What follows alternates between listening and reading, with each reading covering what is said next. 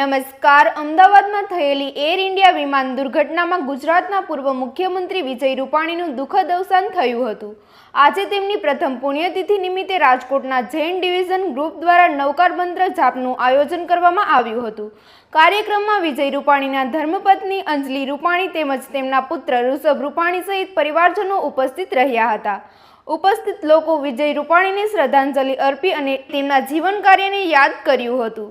વધુ સમાચાર માટે જોડાયેલા રહો આરપી ગુજરાત ન્યૂઝ રાજકોટ. મિલન કોઠારી જૈન વિઝન. મિલનભાઈ, આજે શું પ્રોગ્રામ છે? આજે વિજયભાઈની પ્રથમ ક્યાં ક્યાં પ્રોગ્રામ અને સેવાના કાર્ય છે?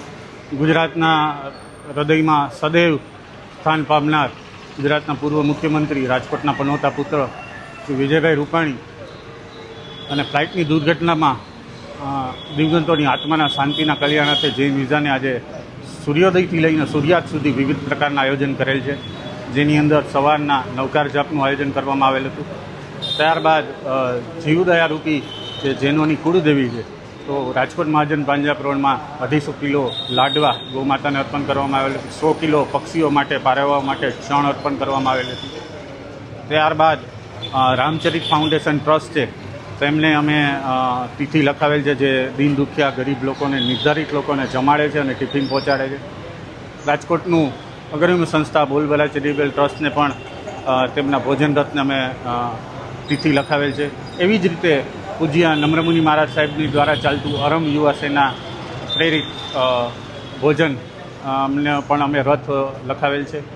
ત્યારબાદ વૈરાસમુનિ મહારાજ સાહેબનો ચાલતું જૈન ભોજનાલયની અંદર જે 10 રૂપિયાના ટોકન ચાર્જમાં જમાડે છે, ત્યાં પણ તિથિ લખાવેલ છે.